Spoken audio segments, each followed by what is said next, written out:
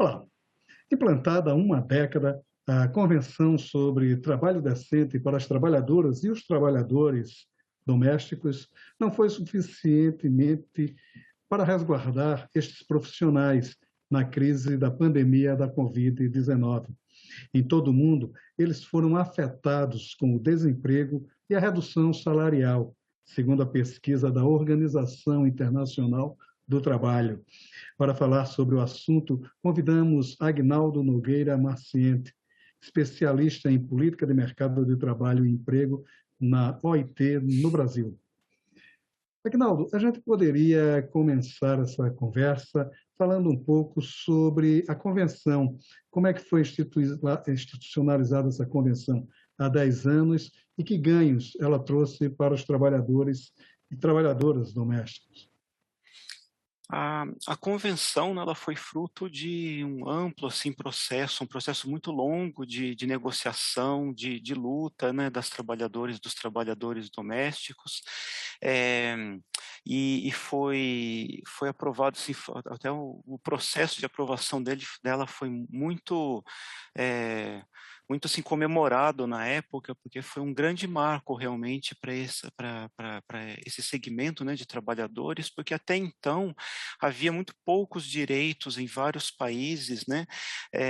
E esse tipo de trabalho ele não era considerado um trabalho como os outros, né? E a convenção veio trazer uma garantia de que, apesar de ter regras específicas em vários países, de que esse tipo de trabalho tivesse o reconhecimento devido, né? Um tipo de trabalho como outro qualquer, que teria que ter regras, né? Principalmente em relação a horas trabalhadas, a profissionalização da relação de trabalho, né? E então assim foi fruto de um longo processo, né? Tanto que 90 anos depois da OIT ser criada, apenas 90 anos depois é que essa convenção conseguiu ser implementada. Então assim foi um trabalho muito demorado, muito longo e árduo, né, de reconhecimento, mas que ao fim, por fruto, né, de toda a, a luta dessas trabalhadoras e desses trabalhadores, acabou se conseguindo, com um grande número de países aprovando e vários países ratificando, né, inclusive o Brasil.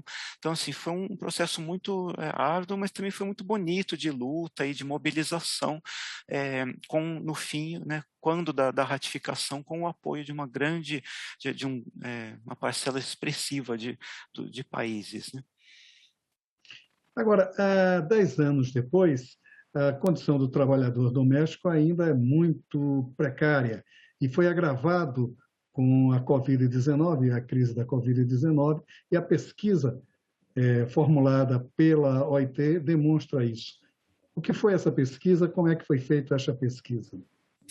Esse relatório, né, Domestic Workers Report, esse relatório sobre os empregados domésticos, ela foi é, fez um levantamento com base nas pesquisas, tipo a nossa PNAD, né, Pesquisa Nacional por Amostra de Domicílio, em 145 países, com mais 10 países com dados adicionais, então 155 países. Então foi uma pesquisa muito extensa, em que se comparou, né, tentou se levantar comparativamente o emprego, a questão da informalidade, da quantidade de empregos, né, desse tipo em todos os países, né, todos esses países, e esse esforço de dar comparabilidade, né, que a OIT também tem para quase todos os tipos de trabalhadores, foi muito importante para mostrar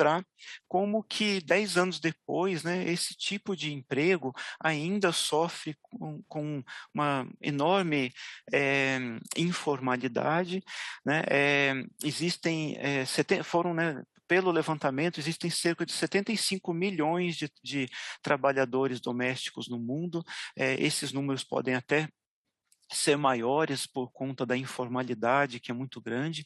Mais de 86% desse emprego é informal no mundo. Então, às vezes, dependendo do país, ainda ocorre subnotificação e subdeclaração desse emprego. Então, é um emprego, um tipo de emprego muito expressivo, e no Brasil também ainda é muito expressivo, com cerca de 5 milhões de trabalhadores, pelo menos no último trimestre, levando-se em conta os dados da PNAD, né? Mas já foi, antes da pandemia, havia ainda mais, cerca de 10% mais de trabalhadores domésticos, mais de 5 milhões e meio no Brasil, e aí após a pandemia, né, mesmo com uma certa leve recuperação, a gente teve uma perda expressiva, que atualmente ainda está com quase 5 milhões de trabalhadores domésticos no Brasil. No Brasil, a informalidade é menor, comparativamente a esse número de 86% de informalidade no Brasil. No Brasil, a gente tem cerca de 35% do trabalho doméstico formalizado, o que dá 65% de trabalho informal, né, de acordo com os dados da PNAD. Ainda assim, é um número muito expressivo, né, considerando que o Brasil foi um dos países que já ratificou, e já ratificou já há algum tempo, a convenção. Agora, a pesquisa ela foi feita de maneira global, né? Tendo uma perspectiva global da situação desse trabalhador. Não foi, assim, de certa forma, apontado especificamente determinados países. Mas ela faz alguns levantamentos curiosos, como, por exemplo, não está nas Américas o maior número de trabalhadores domésticos no mundo, né? Quer dizer, como é que se dá isso? Como é que a pesquisa detectou este tipo de maior incidência, sobretudo na China, né? Sim, então, os países asiáticos são também grandes empregadores de trabalhadores domésticos, né? Também existe esse tipo de emprego, é muito comum na África, mas na América Latina, apesar de não ser o principal empregador desses trabalhadores, também é uma região onde é muito tradicional esse tipo de emprego, né?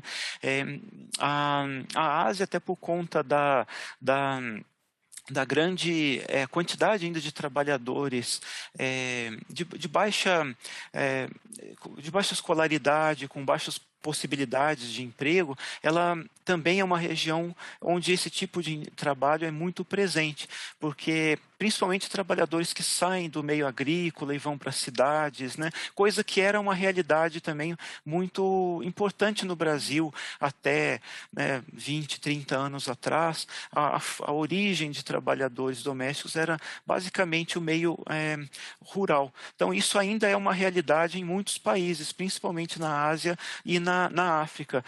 Já em países como a América Latina, né, e até mesmo o Brasil, com já uma urbanização mais consolidada, esse tipo de emprego tem perdido um pouco de importância ao longo dos anos e das décadas, né?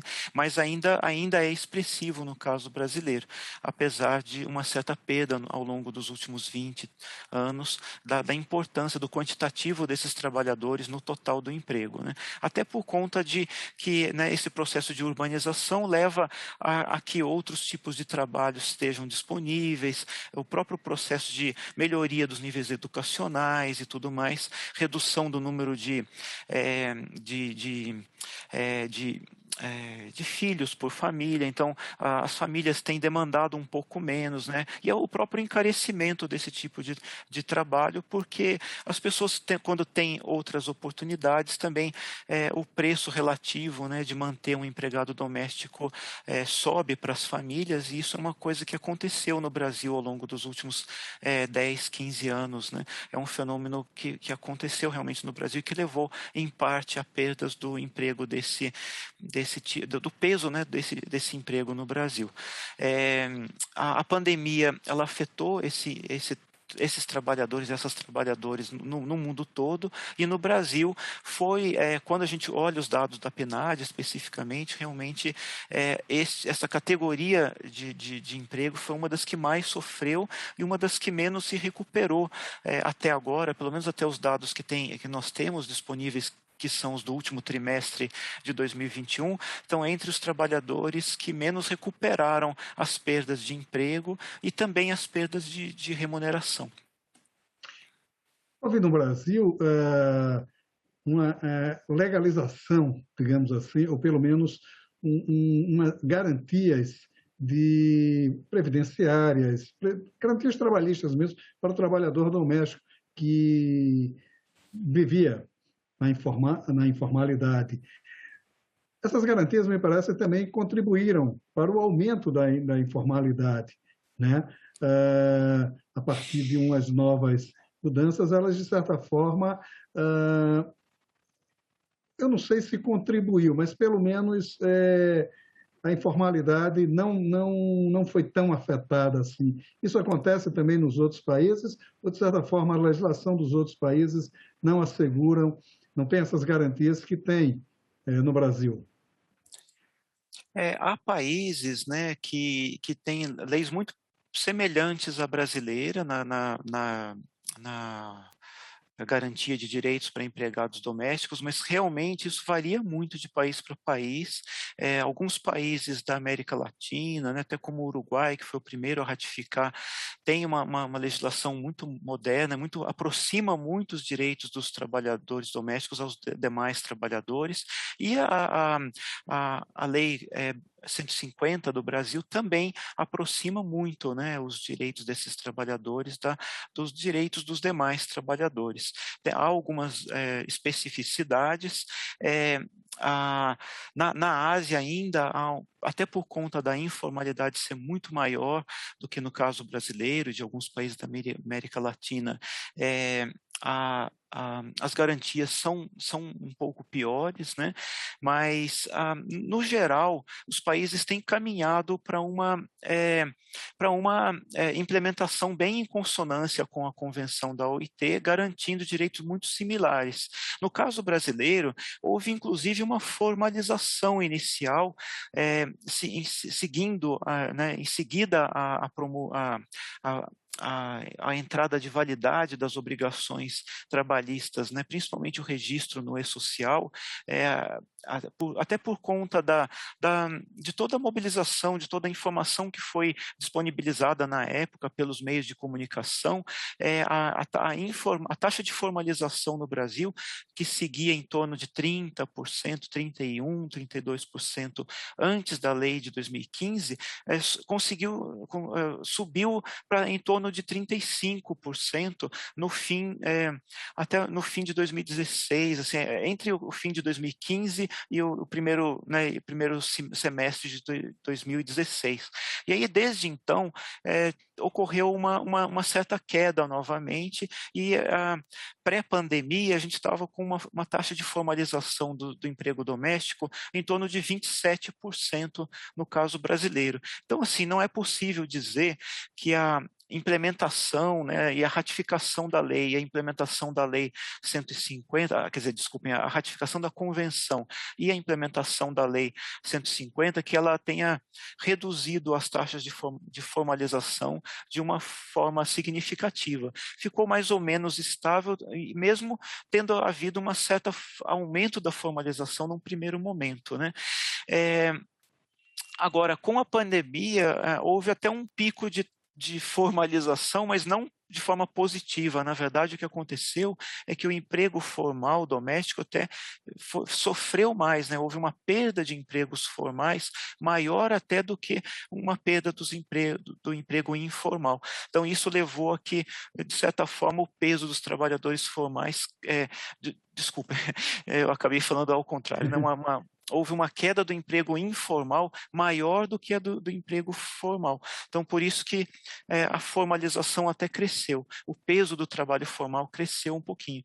Mas, com a recuperação depois do emprego informal, um pouco até maior do que a recuperação do do emprego formal, a gente teve, de novo, uma volta para o padrão pré-pandemia, em torno de 27% do emprego formalizado, no caso brasileiro, né? Então, quer dizer, a gente acho que não é correto assim a gente dizer que houve por conta, né, da implementação da lei e da garantia um pouco maior dos direitos com a ratificação, que tenha havido um aumento expressivo da informalidade. Isso não ocorreu no caso brasileiro. Houve um aumento de 4 pontos percentuais, mais ou menos, ao longo desses últimos 5, 6 anos, né? Que é uma boa notícia, né? Agora, o que a gente viu na questão da pandemia, especificamente com relação à pesquisa da OIT, é um dado muito curioso, porque ela constatou que houve uma piora nas condições de trabalho desses trabalhadores, né? E também essas taxas de desemprego. Quer dizer, isso se deve, em parte, também à perda de salarial e a perda de condições econômicas das famílias empregadoras desses trabalhadores? Sim, com certeza. O grande motor, né, de demanda pelo trabalho doméstico são as famílias, né? Então, na medida em que foi uma categoria profissional que não foi considerada uma atividade essencial, num primeiro momento, esses trabalhadores e trabalhadoras tiveram que ficar em casa em alguns casos, né? Então, até pelo medo das famílias de contaminação de uma pessoa que, na maior parte dos casos, ainda, né, já mora fora do ambiente de trabalho, em alguns países ainda é muito mais comum até do que no Brasil o empregado doméstico morar com os empregadores, né? Mas na maior parte dos países, a maior parte desses trabalhadores também mora fora, né, do lar onde ele trabalha, né? Então, o próprio deslocamento, a necessidade de deslocamento até o local de trabalho, então havia, né, de um lado, o medo de contaminação, o medo e a não classificação desses trabalhadores como essenciais, então em muitos casos havia até uma restrição de deslocamento e, como você mencionou, a redução da renda das famílias, né, foi muito grande e isso também impactou, quer dizer, as famílias ficando em casa, muitos pais e mães acabaram tomando para si o próprio emprego doméstico, as tarefas de casa, a tarefa de cuidados domésticos, de cuidar de filhos e de idosos. Então, isso também fez com que o trabalho doméstico perdesse um pouco né, da sua demanda, né, no mundo todo. Mas os principais fatores foram os riscos sanitários, né, as dificuldades de deslocamento e a própria queda da renda das famílias, que leva a uma situação de perda do emprego, né? Perda de horas trabalhadas, né? Troca do emprego mais perene por emprego por hora ou de diaristas, né? Em alguns casos, e o aumento muito expressivo das taxas de informalidade, porque num primeiro momento, no caso brasileiro, a gente viu que isso não ocorreu muito, até o emprego informal caiu mais do que o formal, mas nos países onde a informalidade é muito mais expressiva, como aponta o relatório, a perda de emprego foi muito expressiva, né? E aí essas perdas até hoje ainda não foram repostas na maior parte dos países, inclusive no caso brasileiro. A questão da mobilidade desses trabalhadores também, essa necessidade, sobretudo com o acréscimo da atividade como diaristas, né? A perda do trabalho mais formal e que passou a se fazer o trabalho mais como diarista. Essa mobilidade, de certa forma, também prejudicou, certamente, né? Mas até que ponto a pesquisa pôde detectar o aumento dessa preocupação nas famílias com essa mobilidade e também de como esses trabalhadores domésticos foram afetados por conta dessa necessidade de mobilidade, o quanto eles foram afetados com o Covid-19. A pesquisa mediu um pouco isso? Então, os números são, a pesquisa em si não conseguiu captar todos esses fenômenos por conta até mesmo das características dos dados, né? É muito difícil levantar esse tipo de informação, em todos os países, porque não há tantos dados específicos sobre dificuldade de mobilidade. Mas, na maior parte dos países, ocorreu sim, né, uma restrição de deslocamento de grande parte dos trabalhadores não classificados como trabalho essencial, que foi o caso dos trabalhos domésticos na maior parte dos países. Em alguns países, em alguns casos, à medida que a pandemia foi evoluindo e alguns ajustes foram sendo feitos nas classificações do que era emprego essencial ou não, em alguns casos, principalmente cuidadores de idosos, trabalhadores domésticos da área de segurança, puderam continuar trabalhando, porque o emprego doméstico não é apenas o emprego de limpeza, né, mas também tem trabalhadores na área de cuidados e de segurança doméstica, que estes sim foram classificados, isso foi sendo ajustado na maior parte dos países, permitindo que uma parte significativa desses trabalhadores pudesse continuar suas atividades, mas aí a questão da queda da demanda por esse trabalho acabou sendo mais expressiva para esses trabalhadores em alguns casos, né? E o que a pesquisa também levanta e aponta são os problemas de dificuldades das condições de trabalho, condições de segurança, falta de equipamentos de proteção, né? A própria característica do emprego doméstico próximo a outras pessoas, principalmente ao cuidado, né? E até mesmo a limpeza, impôs riscos muito grandes para esses trabalhadores, riscos sanitários, riscos de contaminação, tanto pelo fato de entrarem em contato com, com em muitos O casos, né, empregador, né? é, com utensílios contaminados, potencialmente Uhum. contaminados, né? Falta de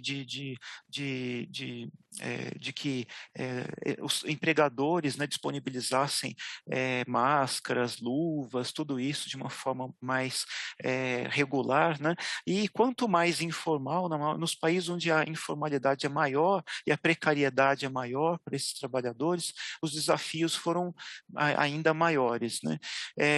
E isso também é difícil ter no caso brasileiro, especificamente, a gente não tem dados sobre as condições desse trabalho, mas a contaminação desses trabalhadores foi elevada, tanto que o primeiro trabalhador, né, que morreu, né, no caso brasileiro, foi uma trabalhadora doméstica, então é muito possível afirmar que o risco sanitário para esses trabalhadores foi muito aumentado. Agora, e o pós-pandemia? O que é que a gente pode esperar no pós-pandemia com relação a esses trabalhadores?